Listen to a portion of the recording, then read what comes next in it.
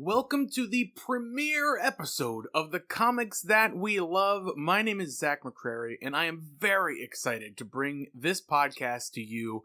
It has been a labor of love throughout 2020, getting to sit down and read comic books with my friends, and then get to deep dive into the stories and the art, and really have the opportunity to gush about a medium that I've loved for over half of my life.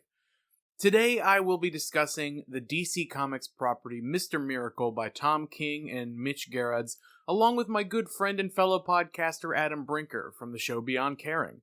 He's a very intelligent and witty guy, and brought to the table one doozy of a book for us to sink our teeth into for episode number 1 of the show, and I think you're going to enjoy our conversation. Just as a reminder, before we pop the lid off the long box and pull out our issues, you should know that this is a very spoiler-filled show, so if you've never read Mr. Miracle and you don't want the story ruined for you, now would be a good time to go and buy it from your local comic shop and binge read before resuming the episode. And without further ado, let's get to it for the inaugural episode of The Comics That We Love, Mr. Miracle. Up in the sky, look! It's a bird! It's a plane!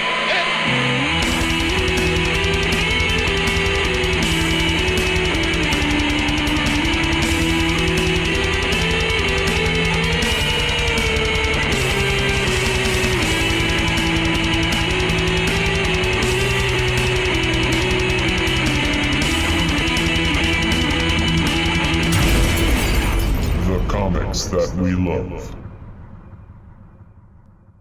Adam Brinker, welcome to the show, sir. Well, thank you for having me. I am very much looking forward to talking about this book tonight. And I have been looking forward to talking with literally anybody about this book ever since I read it. Wow. So why is that? What was it about this book that when I came to you and said, choose a book, let's read it and talk about it, why did you choose Mr. Miracle? As I'm sure you and some of our listeners might be aware of, I'm a big fan of Jack Kirby and specifically the New Gods. Okay. I remember getting them on digital a while, like very, very long time ago, back when I didn't have a lot of money to throw around, and just being completely floored by everything that was happening in that world. I'd never read anything like it, like from that era.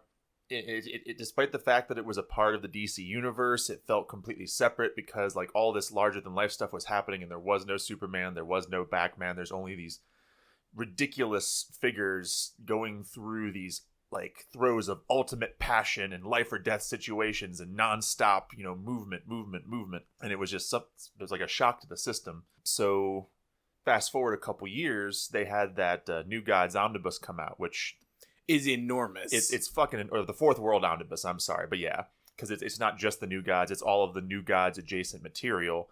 And I bought the living hell out of that. And as I read through it, I got to experience all the different materials. So, like, they had New Gods, the Forever People, all of Superman's pal Jimmy Olsen stuff, which is... It's so weird that is included in the New Gods stuff. Or the first half. The second half is... But, and most importantly, Mr. Miracle. And after reading through the whole thing and kind of, sitting on it, digesting it, I kind of settled on, like, you know what? I came into this being a huge New Gods mark, but I'm kind of exiting this thinking that New Gods is not the best thing Kirby ever did. But my personal favorite became Mr. Miracle because it was, instead of being a very self-contained story, it was very open. He took a lot more risks in terms of writing and artwork and experimentation on like that artwork. Okay. I saw the most breaks in the traditional 9-panel structure of comics in Mr. Miracle. Like there's one scene in particular where I think, and we're talking Kirby Mr. Miracle, right? Yeah. Where there's a thing called Overlord, and it's like the entire page is actually done up like a comic, but it's from Overlord's point of view.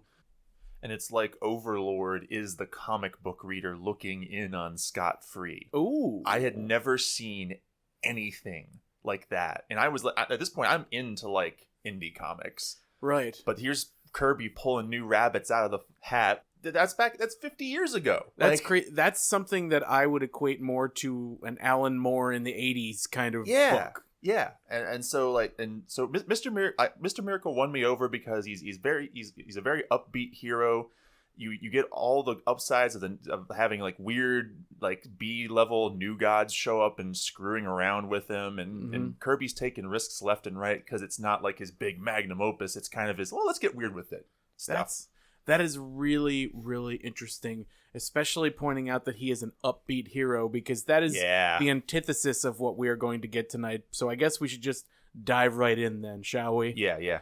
Okay, so first and foremost, this obviously is not the Jack Kirby run of Mr. Miracle. We are reading the 2017-2018 Tom King book with art by Mitch Gerads. And now I'm going to tell you a bit about the author and the artist. The limited series is 12 issues long and based around the stories of the New Gods, as we've been talking about, created by Jack Kirby in the 1970s. And Tom King is our author. Tom King is a former member of the CIA turned writer who has been acclaimed for his work on Marvel's book The Vision, as well as Mr. Miracle and the Vertigo comic The Sheriff of Babylon, which is also worked on with Mitch Gerads. Oh, yeah. You're familiar? I am, because Mr. Miracle was wearing a Sheriff of Babylon shirt in one of the issues. Oh, I totally didn't even think about that. Yeah. That's great. Where was I? Oh, yeah. So he also worked extensively on Batman recently. A lot of issues of Batman and the DC event Heroes in Crisis. Mitch Gerads is an artist who spent the first chunk of his career working in the packaging industry, oddly enough, specifically illustrating for recognizable cereal brands such as Cookie Crisp, Trix, Lucky Charms, and so on. He co-created the illustrated the comic Johnny Recon, and has done art on varying forms, lots of covers on Batman, Heroes in Crisis, Mr. Miracle, The Punisher, Irredeemable, Black Widow. Another great book, by the way. That's what I keep hearing. Black Widow, Doctor Who, The Flash, The Activity, Sheriff of Babylon, Starborn, and many more. The two men have become a duo who are synonymous with one another in the modern-day comic scene, and are currently working on the maxi series Strange Adventures, which tells a story about DC character Adam Strange. On that book also is artist Evan Doc Shaner, who is known for his retro comic book style art. And it's really interesting, the clips that I've seen, because they kind of go back and forth between the two art styles. I see. Because Gerads is very different than like a retro comic-y style. Right. So, yeah, the two of them, it's a very interesting juxtaposition. That's a little bit about the men responsible for this. Interesting things of note. Tom King says that the idea for the story of Mr. Miracle arose after a severe panic attack that landed him in the hospital in 2016. He said that upon leaving the hospital, the world felt different, slightly off, and then things in the world really did change to the point where he felt like he no longer recognized it as the world he grew up in. The story also deals a lot with loneliness and PTSD specifically. Yep. And the idea that it feels as though no one else in the world could possibly relate to what you're feeling. And it touches on what it is to be family, the horrors of war, and the fear of change, and the inability to escape it, among other heavy, heavy things. Yeah, this is possibly one of the most, I don't want to use the term dark, but bleak? No, you know, not even bleak though. It's just frank. That is a good way to put it. It is a frank discussion on what it's like to be a god, what it's like to fail as a god. It's what it's like to be in war, what it's like to be an adult, and what adult decisions are. Yeah. This is the possibly most fully realized adult graphic novel I think I may have ever read. I would 100% agree with that. The things that are touched on in the book, and the way the two worlds that Scott has put himself into meld together. He tries so hard to keep them separate, but it's just impossible. Yeah. And the way that those worlds meld together, and all of these things that he has to take on that he doesn't necessarily want to, but it's thrown into his lap, and he has to make it work. Yeah. It really is. It's just if you break it down in a lot of ways, it's a book about being an adult and having to make decisions. Yeah, and sometimes you have to suck it up and do a lot of things you do not want to do. Yeah, man. Yeah, absolutely. So this book deals with a lot of not only Mr. Miracle, but it brings in a lot of the New Gods characters from back in the day, and Tom King puts his own twist on all of them. So Brinker, would you mind just telling everybody a little bit about the New Gods? For those who aren't familiar with the characters, we've kind of touched on it a little bit, but could you like really give us an idea of the New Gods? Yeah. So basically the New Gods are Jack Kirby's take on what would a new mythology be. One that doesn't have ties to, Norse mythology or Greek mythology or any like specific geographic region or culture or history. Okay. It's just everything. He's like he made a pantheon of good and evil completely out of nowhere, basically. So you have the race of the New Gods. You have the denizens of New Genesis, which have devoted themselves to everything good and chaste and all that stuff, led by High Father, and there's countless other ones.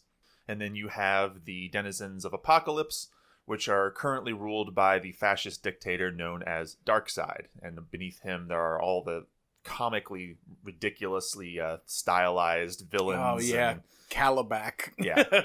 Is Calabac the half-troll, Kanto the assassin. Vermin Wunderbar is one of my favorites. Vermin Wunderbar. Yeah. What a great name. Was that the guy that was peeing off the side with Scott? No, that was Kanto. That was Kanto? Yeah. Oh, okay. But yeah.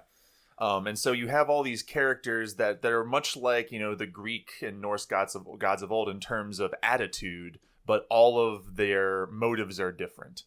Right. And it's very much like a modern mythology, because instead of dealing like, what's Zeus gonna screw this week, it's basically an eternal war against the forces of life and growth and creation versus like the embodiment of fascism looking for a way to subjugate free spirit. Because Darkseid throughout all of this is looking for something called the anti-life equation. Correct. And what exactly is the anti-life equation supposed to be? There's never been like a really dedicated thing to it, but basically it's the ability the closest we ever got was in, I believe, Kirby's Forever People towards the end, where they found somebody who was kind of dabbling with that. They found a human mind capable of tapping into it, where it's the ability to erode free will and replace it with your own. Upon some reading, apparently within the after Kirby, Scott Free does learn the full anti-life equation. Okay. And I don't count that stuff though, because anything non-Kirby isn't canon for you. No, and because I tried to read them and it just wasn't the same. Oh, wow. They really dialed back a lot of the things that really made those comics special after Kirby left, I feel. Okay, that's just me. Being a New Gods purist, it makes sense. Yeah, I totally get it. Mr. Miracle. So let's talk the backstory of how he is Mr. Miracle, what he's gone through, and how that leads to the beginning of this book. Yeah, so Mr. Miracle, also known as Scott Free, he was the son of High Father. And when New Gods started, both New Genesis and Apocalypse were in a period of truce. And that truce was won by High Father and Darkseid trading their firstborn sons. Okay. And basically signing a non-aggression pact. Scott Free was the son of High Father, traded to Darkseid, and the being that became known as Orion was traded to High Father, and that was Darkseid's son. Okay. So while Orion, grew up in New Genesis society, living the lap of luxury and like becoming, growing up, being encouraged and cared for, Scott Free was, actually, it's never even known what his name was. That's right. And we'll get into that later. Yeah. Was taken by Darkseid and thrown directly into the X Pit. The X Pit. which is an orphanage ran by good old Granny Goodness herself. Oh, Granny Goodness. What a great character. Yeah. Which, if you've never seen Granny Goodness, she is a matronly, kind of chubby old lady wearing scale mail armor, and she is a full-on sociopath. Oh, yes. Like Kathy Bates in Misery with children. Her orphanages exist to do two things. decide who is tough enough to live life on Apokolips, because if you can't survive her orphanage, you're not going to survive anything, and to essentially brainwash people into service of Almighty Lord Darkseid. And, probably also Granny. Probably also, yes. That is kind of the idea of this character that we get in the Tom King book, is him dealing with all of the trauma that came from living in the X Pit with Granny Goodness. And like back even in the Kirby issues, like his whole character's motivation was he became an escape artist. Like because he would, Granny would constantly chain him, imprison him, do countless unspeakable things to him, but he would always find a way out. And that's what it was. And that's how he earned the name Scott-Free, because she said that was basically, he was always trying to break Scott-Free. Right? Yeah. Right. And how did he get the Mr. Miracle moniker then? He came to Earth, or he escaped, when he actually finally escaped Apokolips. He came to Earth and ran into an actual escape artist, friended him, and then, typical superhero origin story. Mm-hmm. Thugs show up, kill him, mantle is passed. Right. And that's how he earns his life, basically. Interesting. Okay. Working off of the X Pit and everything that he went through growing up, all that trauma, that kind of leads us into the beginning of this book. Which, by the way, folks, if you're feeling overwhelmed by all of this New Gods talk, the book actually does a really great job of just condensing it down at the beginning and giving you a brief synopsis of all of what we were just talking about. Yeah, like it literally, like I think it's like 2 or 3 pages, gives you a quick rundown, and then a lot of these characters you can pick up what their deal is. It's both a boon and a downside to a lot of New Gods characters. They are all somewhat most of them are pretty one-dimensional. Right. Yeah, for me, not knowing any of the New Gods characters really outside of names and faces other than Darkseid, mm-hmm. It was still easy for me to get an idea of, okay, this is who this is the way he is. Like you said, a lot of them are kind of one-dimensional by design, probably in Tom King's case, just to get across who they were, how they affect Scott, and so on and so forth. At the beginning of this book, there is such a crazy, striking image. It like the way that the book starts is so interesting, because the first thing that you see is just a picture of Scott, like no mask, just sitting there, and we get some words directly from Jack Kirby. Jack doing the intro from the original Mr. Miracle #1, and we get just a kind of a serene look on Scott's face. Oh yeah, full splash page, and as we jump to the next page, it's a 2-page splash where he is seen having attempted to commit suicide, bleeding out on the floor of his bathroom. Right. What a striking image and a striking way to start this book. And that's how all of these issues start. Like they all like that. And that's another thing that really, really kind of hit me home, emotionally as well, is you have these overwrought, almost Stan Lee-esque, you'll never believe what's going to happen in next issue, kids. Yes. So while this utterly bleak and depressing, or these very deep emotional impact scenes play out, and they still kind of tie together too. So it kind of elevates this book into this weird way where it keeps reminding you that it's a comic book. Mm-hmm. So right and at every point where there are these big emotional beats and you're getting really invested in the story, it's saying and just remember, none of this is real. Yeah, it's such an interesting take because of, like you said, you've got these bombastic lines coming straight from Kirby, and for instance, there's the issue where it ends with Big Barda giving birth, right? And everything that's being said is just. This is such a normal fact of life. These normal facts of life things are happening, or at the end of a chapter, it's something terrible, but the things that Kirby is saying are supposed to excite you and make you want to read the next issue. Yeah. But it's just something visually depressing or visually shocking. It's never. Yeah. It never quite lines up, but it does. Yeah. In a weird way. It's almost like the byline is aware of what's happening, but it doesn't know how to handle that it's a comic book. Yeah. Actually, on the same line as the bombastic words straight from Kirby, that there is a character in this book that is totally Stan Lee. I was wondering if you picked up on that. Yeah, what Funky Flashman. Funky Flashman. Yeah, is that a character from Kirby's books? It that is. Was totally a knock at Stan. Oh my goodness, yes. Funky Flashman was an invention that he did straight from Mr. Miracle. Oh wow! And this is a post Marvel Jack, so he's a little bitter. And Funky Flashman's whole deal was he was originally a Mr. Miracle villain because he was essentially trying to trap Scott Free into contracts. Oh my! And showmanship. Oh wow! Yeah, that is a direct punch at the nuts. Yes. Oh, Jack. Yeah. And this book makes it like if it wasn't obvious enough before when Jack was very bitterly writing about that, this book just beats you about the face and shoulders. Yeah. Tom King absolutely takes advantage of that character and uses him in very interesting ways that I found quite amusing. Oh, absolutely. Like eventually making him a nanny and so on and so forth. But yeah, it's so clear that it's a play on Stan Lee. Especially when every once in a while he just screams out Excelsior. Yeah, well, that was... or True Believers. Because, well, I think a lot of that is because, like, for the modern audience that may not be aware of, like, the whole back history of everything that happened, it's like... You kind of have to be like, hey, this is a thing. Yeah. This is a Stan Lee parody. Yeah. Make sure you understand that. Yeah. But yeah, away from a Funky Flashman.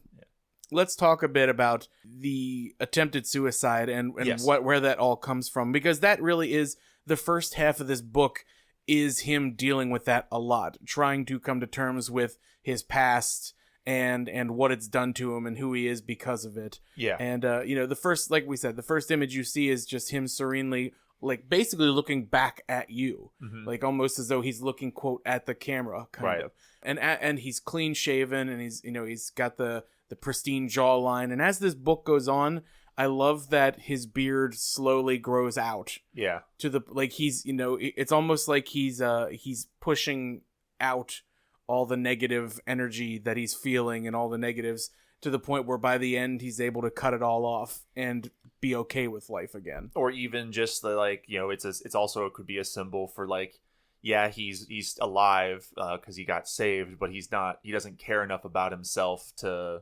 Oh, absolutely. To, like, take care of himself, and it's once he actually starts caring about his personal appearance again that he's actually recovered, but, at what cost? At what cost, yeah. So one of the interesting things about this book is also the fact that he is married to one of the other New Gods, Big Barda. Yes. And that they both were products of the X-Pit. Right. In different ways, whereas, obviously he was not always meant for the X-Pit, whereas she was just bred like that. That is all she knew for a long time. She is a literal child of apocalypse. Yes. Yes. And it's interesting listening to their conversations about their experiences in the X-Pit and how different they were. Right. Even though they were both experiencing, because they'll be talking about something that happens and then the other will say, oh, I remember that too. She, Granny Goodness did that to me as well. But when it happened to me, it was a little different. And it seemed like Granny kind of took care of Scott a little more than maybe she did Barda in a way. And so Scott's remembering all the things that he felt, and Barda is kind of laying it out like, other people have had it worse, and it seems like. Did you get that absolutely vibe? Well, and a lot of that can very easily be traced to two things. The fact that Barda has always been a no nonsense, very very tough exterior type of, like, live life as it is person. She's very direct. There's very black and white. There's no really moral gray areas with her ever. Whereas Scott is more touchy-feely, he's more empathetic, he's, he's the artiste. And then on top of that, you also have to remember, there was nothing special about Big Barda when she was growing up. She just happened to survive the hell that she was put through. Whereas Scott Free was the child that kept the truce alive. He was special. And so everybody knew he was special, and so whether that fed into his ego or fed into his rearing, like, they couldn't just let him die necessarily. Right. And so he got special treatment from Granny. Yep.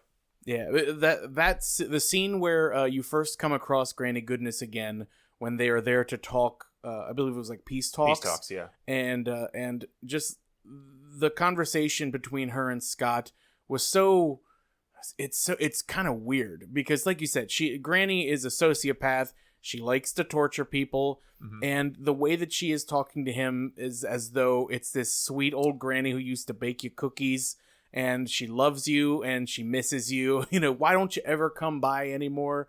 And when it comes down to it, Scott is not able to take care of her. You know what I mean? And Barda comes in and just lays down the law and just murders Granny Goodness. Right. Well, and you also have to remember, like, how that, because they bring her up a lot as the comic goes on, surprise, surprise. But the other thing you have to remember about Granny Goodness is that character is selfish. She cares for others because she wants to elevate herself. So when she is talking to Scott and like talking like a mother, she's not doing so out of love. She's doing out of self-interest. Because at this point in the comic, Scott is the leader of an opposing army. She's trying to get into his head, and it's working. Because she knows that she showed him empathy and kindness, that he remembers that, he values that more highly than she does. She's exploiting those emotions. She's exploiting his new Genesis-ness, basically. And because that's what she does, and remember the mirror scene later when Calabac gives him, was it the mirror of goodness? Oh, where you see the truth of yourself or something like that, and and he and Barda are actually able to see the damage that was done to them by Goodness, right? Yeah. And you have to remember, because like she would show both of them like what she had done to them every night, and say like, "Remember, you're mine." That's absolutely chilling. Like it's like straight up like domestic abuse type stuff. Oh yes, absolutely. But like very literal, because you're seeing like your completely altered body, just like you're a walking corpse, and it's how you feel on the inside because of this person. Right. And when Barda comes in and just smashes Granny's head in, it really does show what we were talking about before, that Scott got this, he is easily manipulated because he got this special treatment. Barda is a full product of the X-Pit with no remorse for this killing. Yeah, it's like she fights wars. Before she, fled Apocalypse with Scott free, she was a female Fury, which was an elite female combat task force where literally all they do is just murder things. Let's talk a bit about the contrast of these crazy characters with these weird costumes and their nutty worlds of the fourth world, and the juxtaposition with that and just the absolute mundane normal Earth world. Because that's one of the most interesting things about this book, is how easily Tom King and Mitch Gerads are able to take these things and jump back and forth. Because you were talking about the Furies, it made me think immediately of while Barda is in labor, and her sisters show up, which is the other Furies. I don't know their names. Do you know their names? Oh gosh, Stampa, Lashina, Bernadette, and Bernadette. And I never remember the weird clawed jungle lady. Well, three of them show up to the hospital because of the baby. And then they're in the middle of this war between New Genesis and Apocalypse. But they're on Earth. It's kind of like a neutral ground. Right. Where even though they're at war with with Scott and Barda, they're there because their sister's having a baby. And it's like the first baby of its kind, because it's a product of New Genesis and Apocalypse, or just a female Fury having a child, or and actually creating life as opposed to taking it. And the conversation that happens between Scott and them is so interesting, just because the setting is so normal, and then you see these crazy characters going back and forth trying to have a normal conversation. There's no other than the one that speaks in riddles and is creepy. It's a very normal humdrum conversation. Like, how is she doing? Is the baby close? Da da da da da. By the way, I'm still gonna kill you later with this knife. Yeah. Well, that's she's related to Desaad. There's a whole other thing with that family line. Yeah. And the fact that she gives that knife, what are they called? The Farron knife? Yeah, something like that. Yeah, because Barda's skin is too tough to be cut with a normal instrument. And the fact that the doctor needs to use that to deliver the baby. Right. doing things like that, it's such an interesting thing that he's able to do. Why do you think Tom King decided to make that juxtaposition happen? Well, it's a lot of that is just showcasing what makes Mr. Miracle an interesting character, right? So he is a literal god who lived in heaven, or whatever this new mythology's equivalent is, or had the opportunity to live in this mythology's equivalent of heaven, right, on Mount Olympus, if you will, essentially, or he was raised in hell, decided that he didn't want to be a part of this never-ending struggle of people constantly being at war, like at 100%, and dying and feeling emotions. So instead he chose to run away. He chose to escape and just live his life as nobody. Right, which is he's kind of a perfect entryway to the new gods because of the fact that he is a god who doesn't really want to be. Right. I mean, and there's a lot of interesting parallels you can draw there. So on one, it's like you said, he's an interesting entryway. Two, it's like a mirror showing you like, hey, these new gods are essentially all of these comic book characters, and this is the difference between comic books and reality. And then even on top of that, if you want to go with the religious angle, he's essentially like a Christ figure trying to understand what it's like to live and be like a normal person. And that comes across a lot in a lot of the art that I've seen from Kirby books, where he's doing a different traps, or he's locked in things, and there's a lot of like that Christian symbology going on. The crucifixion and stuff, yeah. Yeah. Which this book also does have, but it's used in a very tasteless way. That's a word that you could use for that, yeah. Let's delve into that a little bit more, the reluctant Christ figure aspect of Mr. Miracle. Like we were saying before, he's the son of God. He's the son of the High Father. Yep. And they keep trying to kind of push upon him this power and his responsibility to New Genesis and so on and so forth. Fight the wars for us. And he's so reluctant to be part of this. He doesn't want anything to do with it, but he can't help but continue to be sucked back into it. Mm-hmm. Right? And it kind of goes along with the idea that he is this escape artist, right? Yes. Because he's constantly trying to escape from being what he is, and it's the one thing that he seemingly can't fully get away from. He can't fully escape. Right. And like it causes you to wonder, is this why he tried to kill himself? Was like, is this what he was running from in the beginning? Is it definitely why he's escaping to normalcy? Because he, like I said before, it's the way he's trying to get away from. But and that's what makes it such an interesting character too. Because like, what if you had a Bible, but Jesus about halfway through just looked up and God said, "I am done with this crap. Like, stick it, old man." Yeah, it's just like, I don't want to do this. I never wanted this. You wanted me to. I don't want to. Yeah. I just want to be a normal dude and live my life, away from all of this. I have no interest. Yeah, like think of like what changes when that happens. Is humanity saved? What happens? Does the world get better? Does the world get worse? Is it selfish? Is it selfless? Was it wrong for God to expect a child to bear the weight of the world, even if he is God's child? These are deep theological questions. Very deep. And it also plays into the idea of destiny, and can you run from things that you are destined to be part of? Right. Because as much as Scott tries, he keeps getting pulled back in, and the more he tries to pull away, the worse it gets. He tries to pull away. Orion gets murdered. He's the High Father. Yeah. He didn't want to even be part of this, and now he is the head of the whole thing. Yep. It's such an interesting thing to wrap your mind around with this character, which is what is so great about this book, because you take these, and I understand that Kirby had a lot of high concept in his as well, but you take these characters who look just so cheesy, and they're so like old school comic-y, and you're really just delving into these deep philosophical and ethical dilemmas. Yeah. And to me, the issue that summarizes that whole sequence up perfectly, I think it's issue 8, I want to say. And that's where they start having peace talks with Calabac. Oh, that issue is so cool. That issue is cool on multiple levels.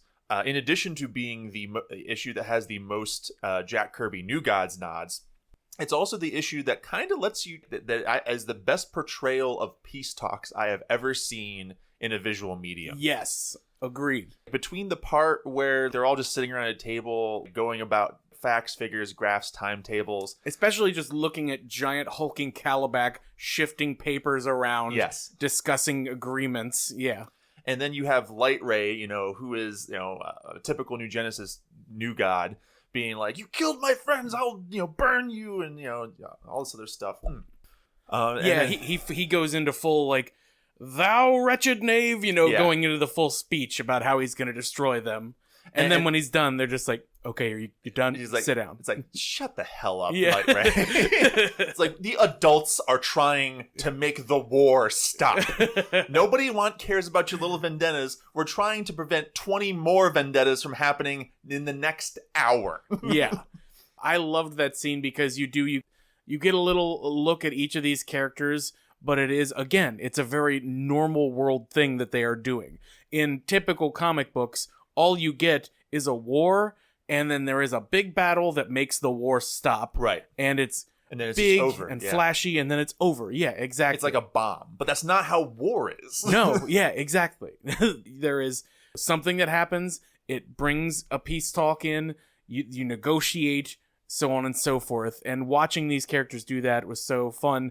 Especially Calabac when he gets angry. Yeah. And just, what was that character's name? I don't even remember what it was. It was a no-name new god. It was a Q-list new god. And he gets mad and just smashes the guy into the ground. Oh, and that's where a lot of the side scenery is too, because you also get to see what it's like, what it must feel like for being on the right side of a conflict, but then still having peace talks with an utterly reprehensible monster, because you have these people going in, and the peace talks table is being held up by chained prisoners of war. What a crazy visual that was. Yes, that just a tabletop with people down on their stomachs, holding the table in place. And like when Mr. Miracle goes to try and use the bathroom, Kanto, the assassin general, whatever he is.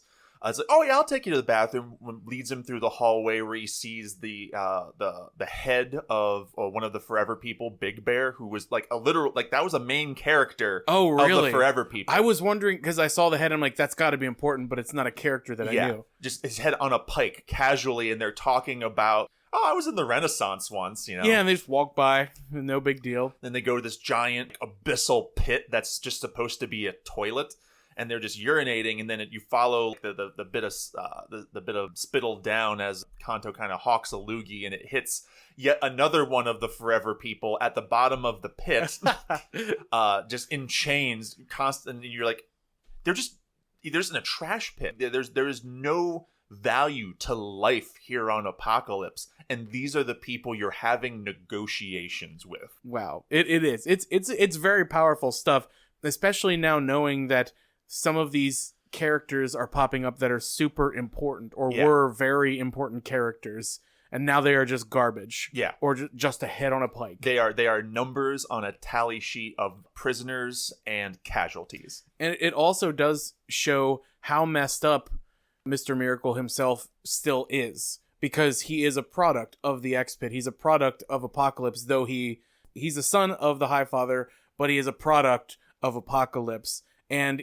these things don't even affect him. Right. Like going back to what I was saying, when Calabac just mashes that guy's face into the ground, and he's trying to get a rise out of Scott. Yeah. And Scott just looks at him and is just like, "Don't forget that I am a product of Granny Goodness too." Yeah. And that you're not going to flex on me. But here's the thing. And then, he does that. But at the end, it's still just another face, because after that he's going to Barda for strength and composure. He's shivering, his teeth are chattering. Was that the scene where she's talking to him and he's in the shower just on the ground crying to himself? No, that was a different. Was that it later? That's after the end of the peace talks and what Darkseid decides is going to happen. That's right. No, so like that's the scene where he's saying like, my teeth are chattering, but I don't they are not chattering if I breathe. And Bar's like, well, then you just gotta breathe, honey.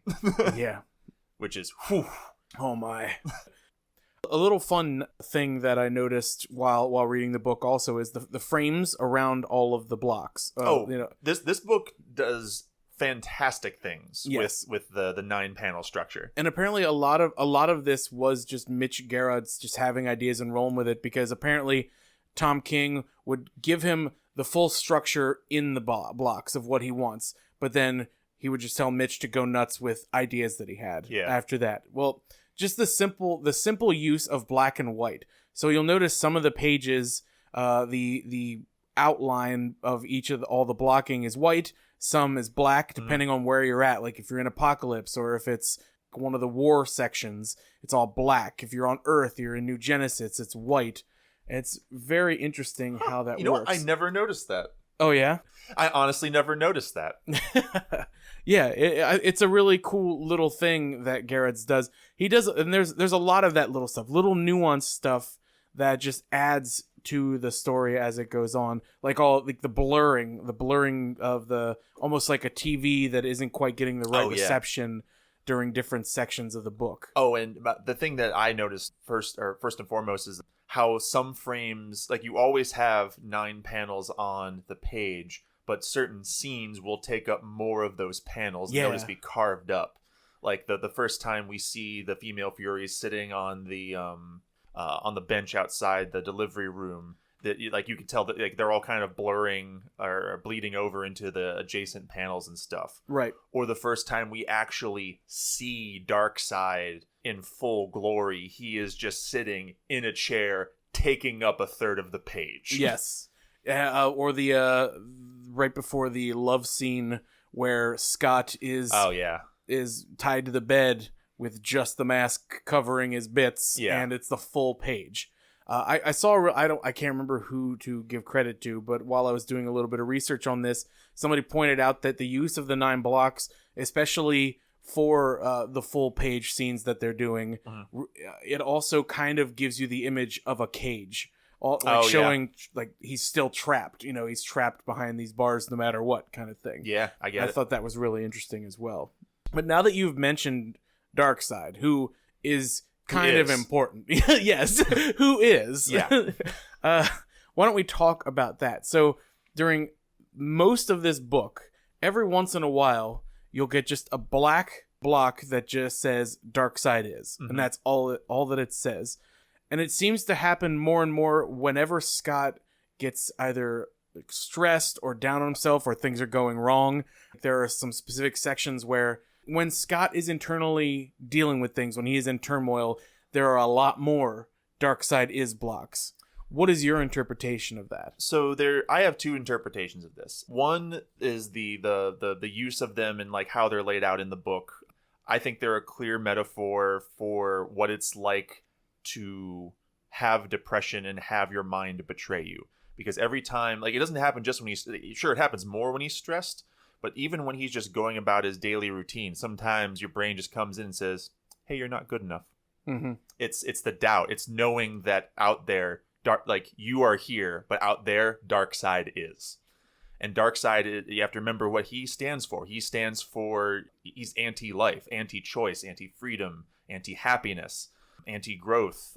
So any feeling, any emotion, any bad thing is Darkseid, therefore Darkseid is. And he always will be. Right.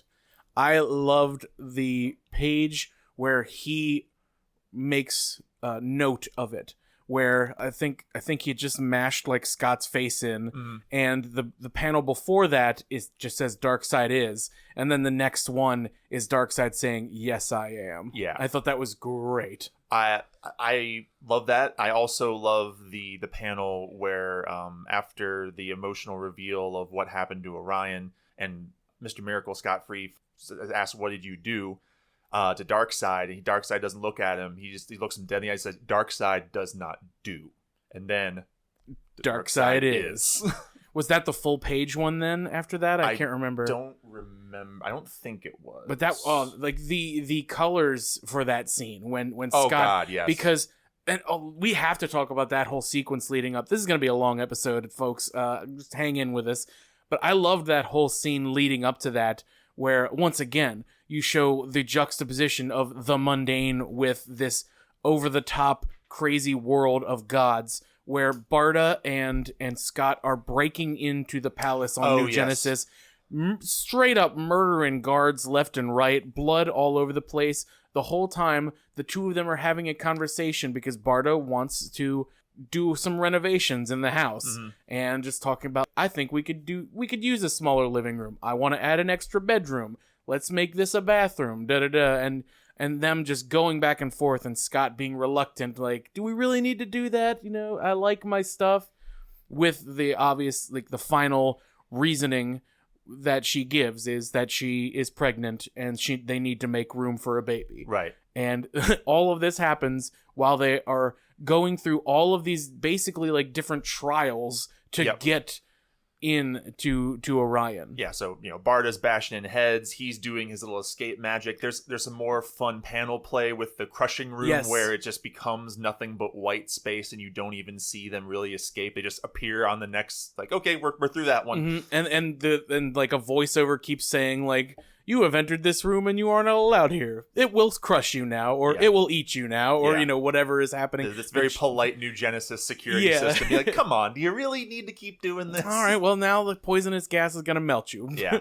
Yeah. And right before going in and finding Orion, he finds out that his wife is pregnant. Yes. The scene where he wraps his arms around her and he's so happy. He's so happy, but he's like, it's going to energize him. He goes in and just sees his brother, who he claims is not his brother, is dead. And he sees that Darkseid is. Yep.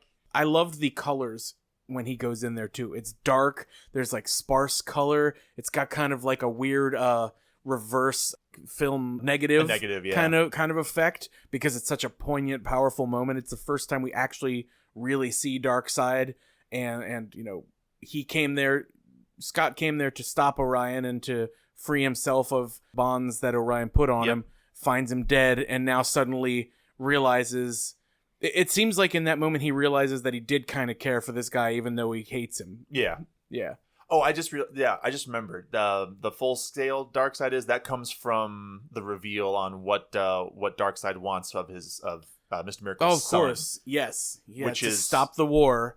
He wants his only grandchild. Yeah, that's just the perfect stinger on that. Just full page. Bam, there's no getting out of this. It's oppressive and it takes up everything. Yeah, it's perfect for that moment because that's so huge. Imagine having to make a decision like that where you will save millions and millions of lives. You will end a brutal, brutal war, but the only way to do it is to give the one thing you truly love away to, like we were talking about before, these despicable, terrible creatures. Yeah. And not even just that, but also, in addition to that, go completely against your entire character and give in to the responsibility. Mm-hmm. Like, because that's what he's been doing that entire time. Like, every action that book has been leading up to, or in that this book is leading up to, is like him assuming more responsibility and more responsibility. And trying to escape from it. Breaking down slowly, bit by bit. And what it does to him is just killing him on the inside. And the only thing keeping him going is his son. And then he gives it away. They want him to give his child away, and like that's it. After that, there's nothing. Mm-hmm. We could go on and on. Oh God, yeah. With this book, it is so well written, and there is so much to it. It's not often in comic books where you get to discuss things like subtext, symbolism, and get to this kind of depth and this kind of gritty, like reality. Yeah, you know? Yeah, it's. Or even there's a literal page where like it's nothing but a. Did you notice the parallels with Funky Flashman being the maid and Genius Jack? Oh yeah. Yeah, because they named the son Jacob, and you know Flashman calls him Jack. Yeah. Did you hear about the stories that Jack and I were making? Yeah, that's a good point. It's great. This book will make you smile. This book will make you wince. This book will make you weep. There is a lot of uneasiness in this book. Mm-hmm. It really is. There are a lot of very uneasy things to look at and ideas to postulate. Like the one more scene that it really gripped me was while out doing war. Like, while Yeah. on the battlefield, Scott is basically on his Bluetooth talking to Barda back on Earth, who's watching the baby, or vice versa. Oh, yeah. You know, while because they take turns going to war, so the other one can stay home with Jacob. That scene where you're on this battlefield, there's just bodies, and Scott is just beaten, and his mask is off, and he is singing over his comm or over his mother box, which is his phone, to the baby, singing, "Hush, little baby, don't," you know. And he just drops to his knees. And this is amidst having to come to terms with whether or not they will give the child away. And, oh man, what a powerful, powerful sequence of boxes. Yeah. Well, Ant, is there anything that we didn't touch on that you think is important for people to hear about? Tons. Yeah, I guess that's true. I will say this: when you pick up this book, and you will pick up this book, dear listener, pay attention to two things, and kind of just take note of them as you go through. Pay attention to Big Barda's eyes. Oh, yes. And pay attention to the shirts that Mr. Miracle wears when he's not Mr. Miracle. Oh, yeah. Let's talk about that for a second. I was trying to close this out, but that is a good thing to point out. He's always wearing a different superhero shirt. Yep. Yeah. And there are 2 points in this book where that's actually kind of relevant, and I think actually is story points. He only wears a Mr. Miracle themed shirt when he's out drinking with the boys, Blue Beetle and Booster Gold. Booster Gold, which I also appreciated how even Skeets got drunk. Yeah, I loved that sequence. As a huge Booster Gold mark, I fully enjoyed that. And the point where he breaks the news to Big Barda that he's thinking about taking up Darkseid on the offer, he's wearing a Reverse Flash shirt. Oh man, I did not even catch on to that. Yeah, that's good. That's good. And it, in a way, seeing all the, like, when you see and hear about heroes in this book, it's all products. Yes. It's never the actual heroes themselves. It's just products. Yep. And a Batman plushie. Batman plushie, or a cake, or balloons and stuff, or the T-shirts. And that really... 'cause that's all heroes are to normal people. Yeah. Which I thought was a nice nod to him just wanting to be a normal guy. He doesn't think of himself in the same way. Like, he's worked in the Justice League, but he doesn't think of that kind of stuff. Yep. All right, cool. Yeah, I love this book. I cannot say... words fail to express. Like, we sat here and traded them for almost an hour now. I still can't espouse how much I love this book. I did not expect it. I had heard so many... I had heard so many good things about the book. But when just looking at some of the covers and seeing the character and what he looks like, not at all what I was expecting to pick up. So for me, it was really shocking when I turned that page over and saw him with his wrists cut. Yeah. And, I didn't know what was coming. Yeah. And I was so pleasantly surprised. I expected it to be a fun read, to be a good read. I did not expect to be so utterly blown away and to have such thought-provoking conversation about it as I have in the week or so since I read it. Yep. Anyone out there who has not checked it out, Tom King, Mitch Gerads, Mr. Miracle, absolutely worth your time. You can pick it up in collected. It's only 12 issues, right? It was like a maxi series. Something like that, like 11 or 12. 11 or 12 Yeah, issues. 12. It's collected, and it's totally worth your time. Absolutely. Thanks for being on the show, man. Thanks for inviting me. So before we go, why don't you go ahead and tout your wares? Tell people where they can hear you. I mean, I don't care. Clearly, that is the name of your podcast. It is. Beyond Caring. Look up Beyond Caring Podcast. You'll find us on iTunes, Google Play, Stitcher. I haven't signed us up for Spotify because that takes effort. But I also, if you find our feed, I do have other shows like... What's that one? Oh, that one. Yeah. No, Doing It Wrong, the IT usability miniseries. So that's where you, like, a cluster of you try out really crappy technology and see how it works? Yep. Joy of Dating, which is something I started recently and only got a couple episodes in, which is kind of interesting. It talks about, like, dating in the modern age and in your 30s. And also Dollar Binema, where our good friend of the podcast, Sam Wyatt, and I review only movies that neither of us have seen that he finds at dollar stores. And I just actually put up a trio of episodes that where he got one of those 3-in-1 collections for $1, and Okay. hoo boy, It's rough.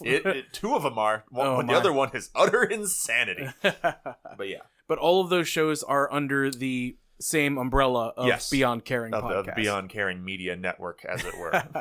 Very nice. And that's a wrap. Thanks for listening to the show. If you'd like to hear more from me, I've got another podcast called TFD Nerdcast that I co-host with my buddy Chad, where we talk all things news and rumors in the nerd pop culture landscape, as well as review movies, video games, and other fun media. Heads up, there is an explicit tag on that show, so you might want to be wearing headphones, and maybe don't let the kiddos sit around and hear us drop F-bombs and such. But that's up to you. You're the parent. Do what you want to do. I'm also available on both Twitter and Instagram at @Z_Irish_red, and you can email me at comicswelove@outlook.com if you'd like to heap praise upon me or give me ideas for future books to check out.